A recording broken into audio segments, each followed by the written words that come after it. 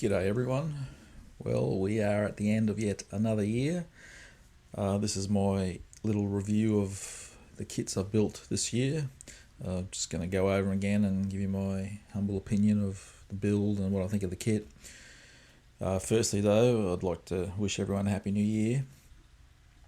And also thank you for watching. Somehow I've managed to rack up over 1,000 subscribers, which blows my mind because I'm on the amateur side of the video. I know that myself, so I appreciate you bearing with me. When I started doing this, I wasn't comfortable at all, and I'm still not really comfortable with it, but I sort of just want to share my work and my tips for new people coming into the hobby, or if you just want to see how a kit goes together and my opinion of the kit and the build and some tips.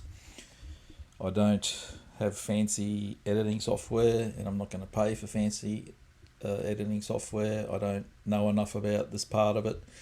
Same as the camera, I keep it simple. I'm not going out and spending big money on a camera that may not suit the needs of filming in a room with fluorescent lights and LED lights, and how it will handle that sort of environment. The other thing is, I know guys who do it who are more professional than myself, and and I can see too. You can see on your videos what percentage of a video is watched, and I can understand on mine you skip through because, like I said, it's amateur, but pros too that people skip through. They don't watch a whole video, so I don't see the point in sitting there building a whole model and filming it all and doing everything because people aren't going to watch it. Just to me, that's just wasting your time. So I just doing my style of thing, where I'm just doing little clips talking about what I've just done and issues and things like that. That's just how I'm rolling for now. Whether it develops more or not, we'll see. I don't. You watch recently, my videos will have the ads in them for the money. I have made no money, and I can't see that I will. You have to rack up so many hours of people watching and this and that. There's so many things you have to meet to do it. Hopefully one day I will, but I just don't see it myself. But my goal was to make a little bit of money just to buy a kit here and there. It's I'm not going to get rich out of it. I know that, but yeah. Anyway, so let's just have a look at what I've done this year, 2023, and just a final review of the build and my opinion of the kit. So let us begin. To start the year off, I went with a quick build, a simple build. Tamiya's 148 Brewster Buffalo. Now I'm pretty sure from memory this kit is over 50 years old, but it goes together well. Although you've got raised panel lines, which is understandable from that era, it does go together well. It's probably on the basic side compared to these days, but it's an enjoyable build. I really like the Buffalo. It's a great looking little aircraft, and I wanted to be a bit nostalgic and build something that would probably be considered vintage. So yeah, if you want an easy build, I can recommend this kit.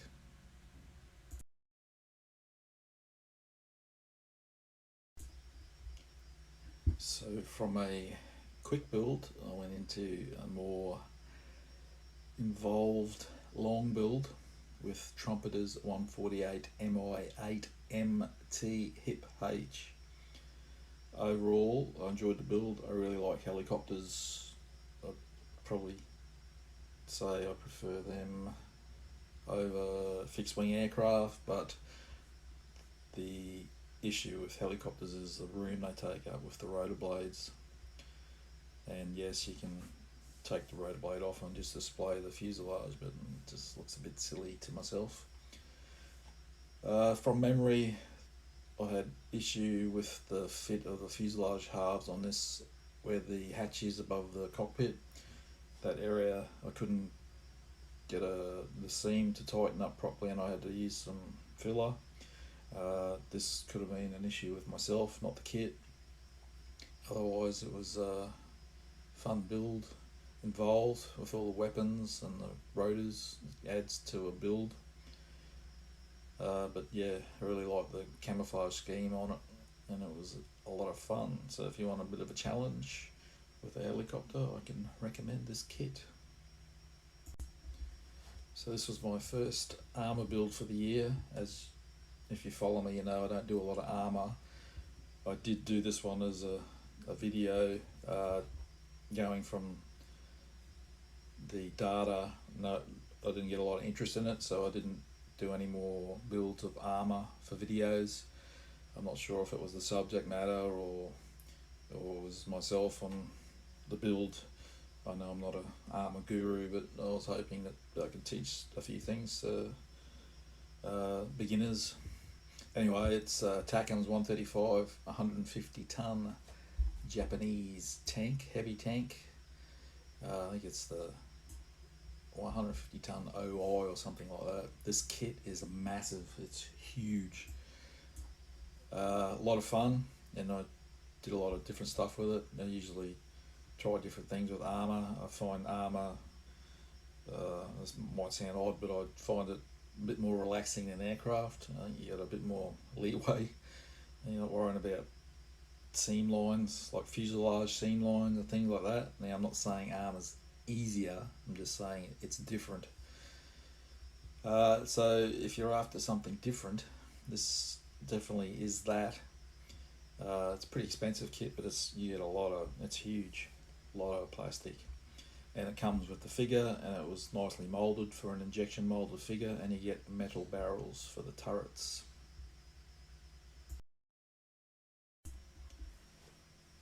Loved this build, Meng's 148 F4E Phantom 2. Really, really good kit. If you're thinking about it, I highly recommend it. It's well engineered, goes together well.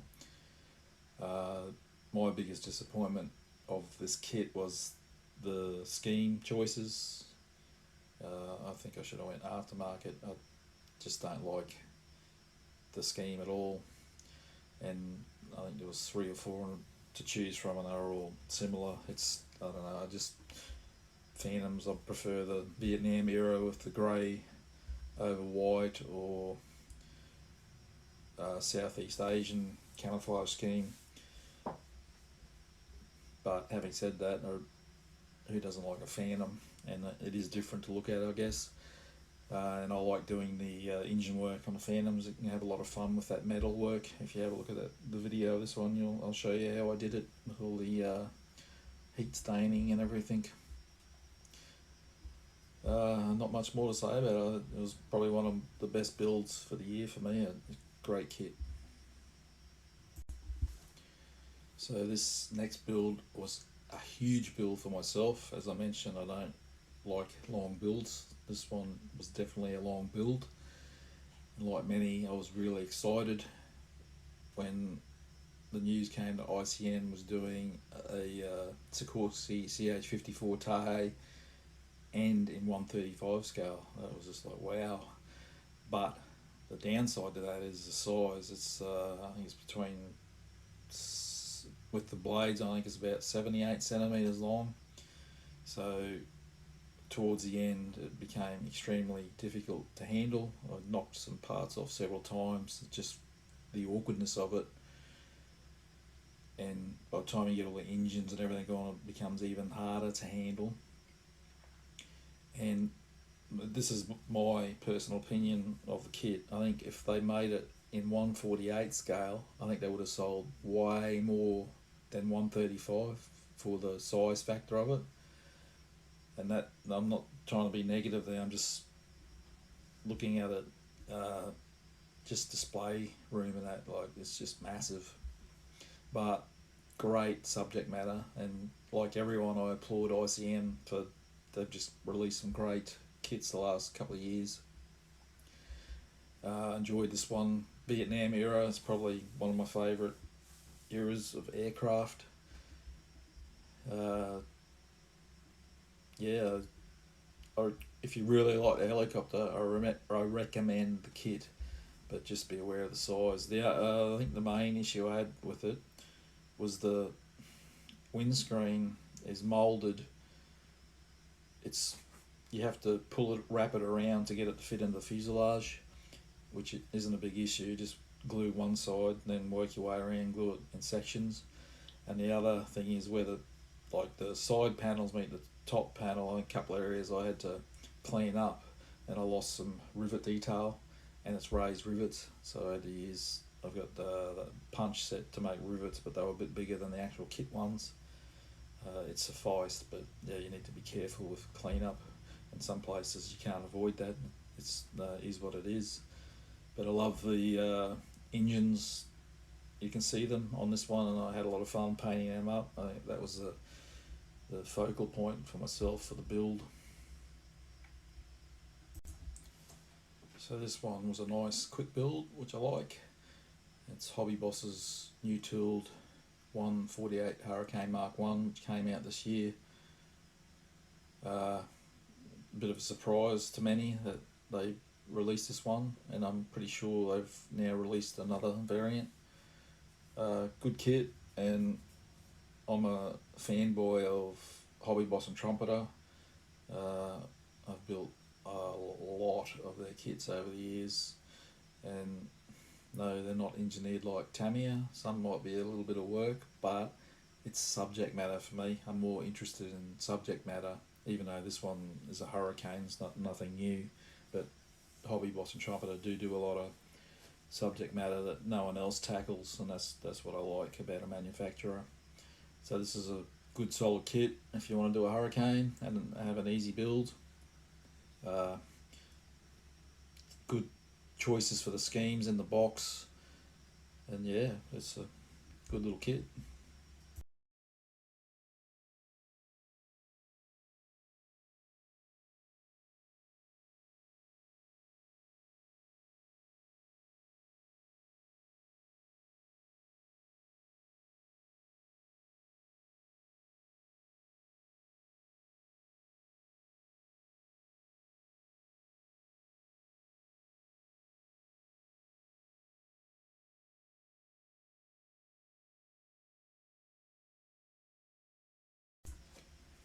Speaking of great subject matter, ICM again, they brought out the 148 Bristol Beaufort Mark 1. They've since released other versions.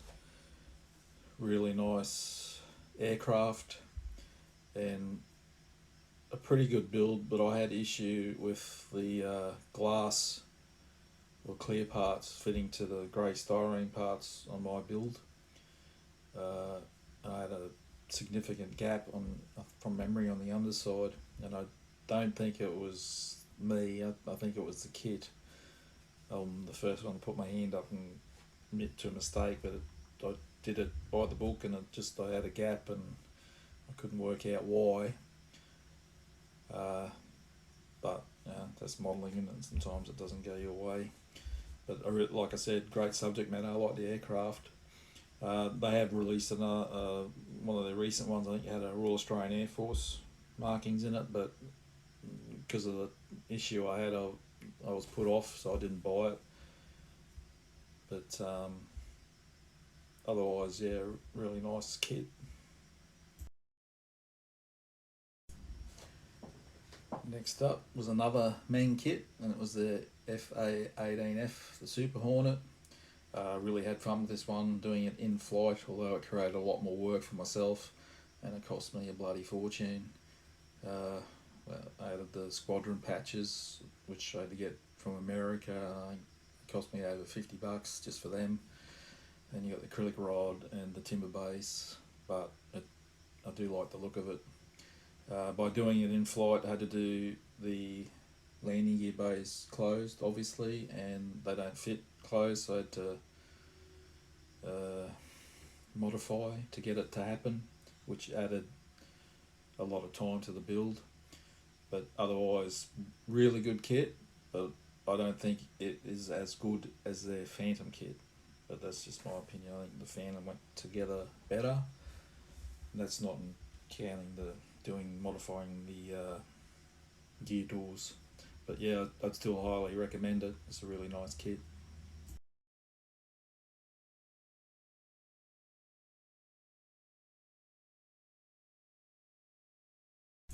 My second bit of armour for the year and something different. This is from Amusing Hobby.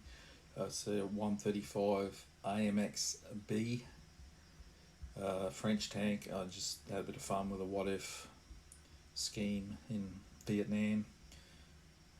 I know it didn't serve there, it was just a bit of fun. So I did a bit of a base for it. I don't call that a diorama. It's not really a vignette either, but I just call it a base. Scratch built a few trees and a bit of other gear I already had to add to it. But and the figure doesn't come with the kit. That's resin aftermarket. I added him in there, but I really had fun with this one. This next one, I really love this build. I really love the kit, and I really love the aircraft. And it's not a new tool model from Airfix at all. It is a great kit, and it's probably a classic kit that can be hard to get. Airfix will release a kit. It'll be in circulation for a while, and then it disappears, and you won't see it for several years. So you'll see something of theirs you like, get it when you can, because you may not see it for years. The actual aircraft must have been massive because it's a huge model. Yeah, really just loved everything about this build. I painted the insignia on it. It was easy to do because of the vortex generators on the wing. They're very high for like a decal to get around, so it was just easy to mask and paint. And let's face it, Randalls are easy. Just need a circle cutter. But yeah, really recommend this one.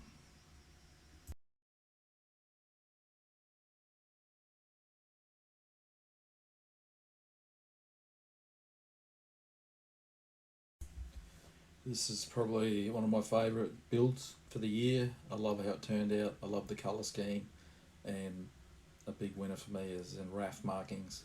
So it's Academy's 148 PV1, and I used aftermarket decals for the RAF scheme. Although it's Academy boxing, the kit is originally Revell's, and it is a really good kit. It's solid. It's not overly detailed, but it builds up nice. I think it looks really nice built up. No real issues. Yeah, not a lot to say, but yeah, I'm really happy with how it turned out. And if you like the aircraft, I really recommend the kit.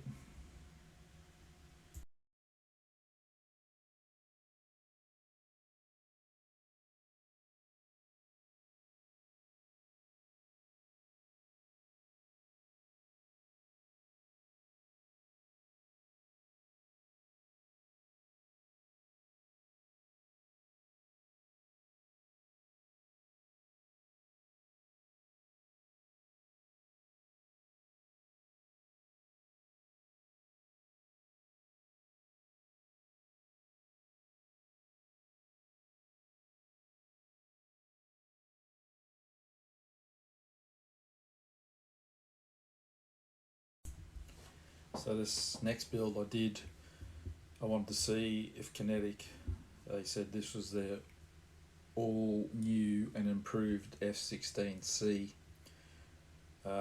Some of it was improved, a lot of it I don't think was. I think it's just a lot of the original kit, especially the intake area. It was a problem with the original kit, and it's still problematic now. Just a lot of work, that's all. F-16, because of that huge intake, it's a hard area to model. And having said that, I've built, I don't know, now 3 or 4 of the F-16s. So like many people, I like the F-16, and it's an aircraft, a kit. You could probably just build that alone, and you'd never run out of schemes. There's that many. Uh, I like the scheme. I chose the Bulldogs. I like the Bulldog, the cartoon Bulldog. I was disappointed. I used their colour call outs, and they look too similar, and I'm not sure if it's meant to be like that. But if you look at line up 10 F-16s on the tarmac, they all look different. So I didn't respray it, and it was too much work. I just left it the way it was. But again, I would still build another one of the F-16s, but I don't think they've improved them that much. But again, this is just my opinion. I really enjoyed this build. It's Mini Arts 135 B-type armoured lorry. Just love the look of the vehicle. I really love World War One vehicles. They just look so, I don't know, alien to modern day standards, but they were the forefront of the future. It's Mini Art, so a lot of fiddly parts, especially up underneath in the engine and the chassis. A lot of care needed when removing small parts from sprues.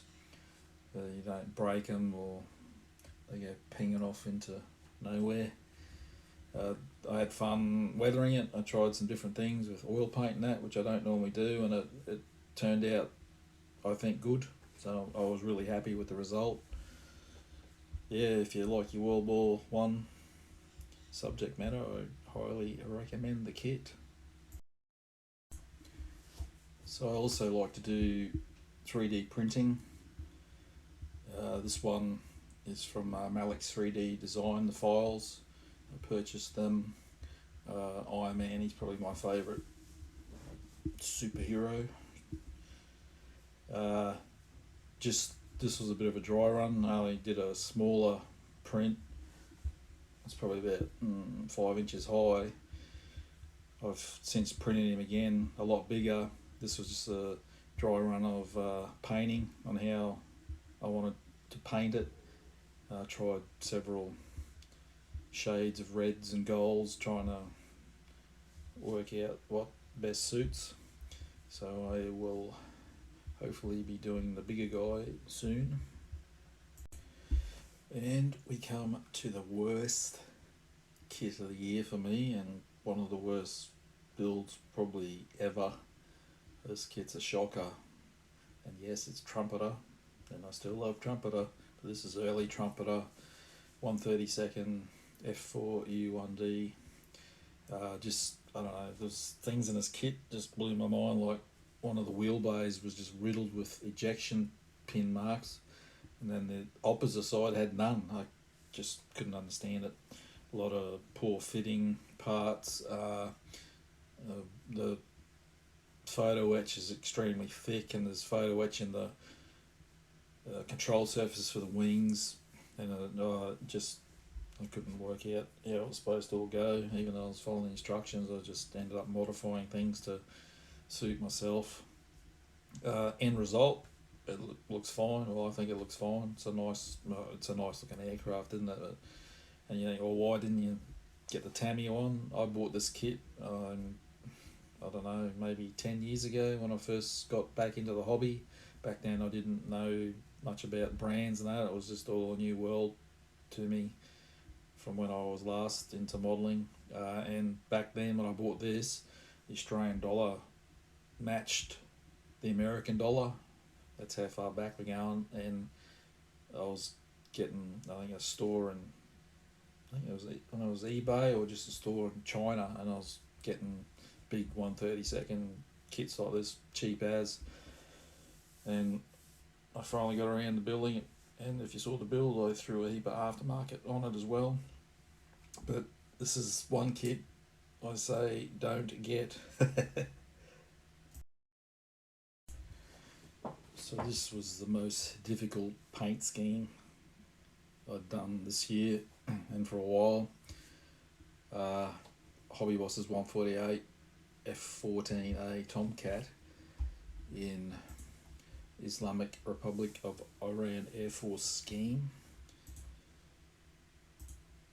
I really love the scheme, just different. In the box you can do these colours in a normal type pattern or the splinter pattern. I thought I'd do the splinter pattern, even though I knew it would be more difficult, because the other marking scheme was the white and blue. I've already done a Tomcat in that scheme, so I thought I'd do this one. Again, some aftermarket went into this one. Good kit. I think it's a Tomcat thing. modular, so you have issues with some areas of fits, like the uh, nose or the fuselage cockpit section going onto the rear section. It was a bit of a fit step issue I had to clean up, but otherwise, yeah, a pretty good kit. And I haven't built the Tamiya one, but I'd imagine it's probably easier. But this was still a nice build, and I would recommend the kit. So this was something totally different for myself. This is the third ship I've ever built, all 1/700 scale. This is Trumpeter's SS Jeremiah O'Brien Liberty ship. I really enjoyed it because it's different, something different. My first attempt at making an actual ocean, as in waves and the swell of the ocean. Challenging, yes, because I don't know, it took me about 3 or 4 attempts till I finally worked something out. Things I tried didn't work, but pretty happy with the result, and I will do more ships in the future. I just enjoy the challenge of something different. And no, I'm not a shipbuilder. The guys that build ships, my hat's off to you. That fine detail on that. But yeah, it's just a bit of fun. My second Phantom for the year, Tamiya's a 148 F4B with aftermarket decal scheme from Furball Decals. Good build, very well engineered. However, I'm not going to say it's leaps and bounds over the Meng one. I think they're on par. Although this one has, you can fold the wings up, which I did, which I've never done on a Phantom before. So I like that. It's something different to look at. Yeah, what's to say? It's a good kit. It's Tamiya. But my gripe with Tamiya is they're such a big company. Why do we hardly see any new releases from them? Is this kit 2 years old or older? Why haven't they released another variant yet? Like, surely they can afford it, or am I missing something? Anyway, I digress. But yeah, definitely a good kit to build. So I was just whinging about Tamiya, and here I am building 2 of their kits in a row. This is their 135 KV2, really good kit. It comes with the figures, and for injection moulding, I think they're really good. I'm not much of a figure painter anyway, so I just do the best I can. This would have been my favourite armour build for the year, not because it's Tamiya, but because it's a monotone scheme, and I tried things with the paintwork that came off for myself, and I'm really happy with the look of it, and also with the weathering. I tried some different things which also came off, and I'm really happy with it turned out, and I just love the vehicle. I don't think it doesn't look like it suits the battlefield. Big block, be an easy target, but just a big beefy Russian tank. Really recommend this kit if you're interested in it. Up next was probably the most anticipated kit of the year for myself and many modelers, and that is Mini Arts 148 P47D. I was a bit different here and wanted to do a natural metal scheme. I believe the jug looks better in natural metal. I had some old decals from another build I did from a Hasegawa kit. The leftover decals I could do the scheme, so I had to change the propeller. So I had to rob a Tamiya kit to get the propeller because it's a different style of propeller. And in hindsight, I could have waited because they're releasing a natural metal variant shortly if it's not out already. Kit of 2 halves. The P47 is my favourite, probably World War II aircraft in attack fighter. The surface detail is really good. It's good to have a modern tooling. I've built Hasegawa's 148 P47. I've built Tamir's 148 P47s, and they are both really good kits, but they're a little bit dated now. And this is up to date, nice details, but on the negative side, you get a lot of small parts. Some of them are really small, so it's hard getting off the sprues, cleaning them up, and the plastic I found a bit brittle. Some parts broke, which is a bit of a negative, but I think the positives outweigh the negatives. I did the, I think is it called the basic kit, but from what I've heard, they're not releasing that anymore. I don't know if that's true or not. There will be all the advanced ones with your extra engine detail and the gun bays. But yeah, I'd build another one. Like I said, the P47 is my favourite aircraft, so that might be why I'd build another one. And I'll look at to see what releases they bring out in future. But I recommend it. But another issue is the engine cowls in 4 pieces, and it's really fiddly getting it all lined up. You need to really take your time and be careful gluing it. I understand why they did that, so you can leave a panel off to expose the engine on the advanced version of the kit, so you can see all that engine detail. But if you don't want to do that, it just makes the build a little bit more difficult. And finally, we come to my last completed build of 2023, and that is Airfix's 148 Fairy Gannet. This kit is great, extremely well engineered. If you have doubts of Airfix, the recent releases, they've really lifted their game. This kit is just right up there.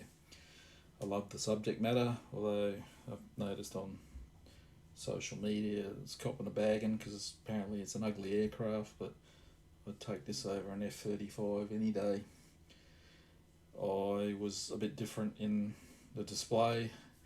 I'm only going to build it once, so I thought I'll do one wing folded up and one in flight position with flaps extended to display what the aircraft's capable of. I like the look. I've done this on builds before. Again, on social media, it's some people are like, oh, that looks weird, but just, I don't know. So, really recommend it. My only worry with it is the nose weight. You need, I think I got like 57 grams above the front wheel, the landing gear, and then there's another 12 behind the cockpit, which is what the instructions call for. It's just a lot of weight, I believe, on the nose gear. I did aftermarket with extra decals, so I could do Royal Australian Navy. Again, that I'm an Australian, so I like to see aircraft with our markings on it. The box schemes will be more colourful. British schemes are more colourful, even though they're the same scheme with the sky over under the extra dark sea grey, but I just like that roo roundel. And I'd probably say this was the best build this year, even though it's fresh in my mind. I've just finished it, but just how well engineered it was, I think it's probably the best kit to date that I've built. I really have built a lot of Airfix kit over the year. Yeah, I really recommend it. That last bit I said the best kit to date, I meant Airfix kit to date. So there you go, that's it for the year. I think I did 21 builds.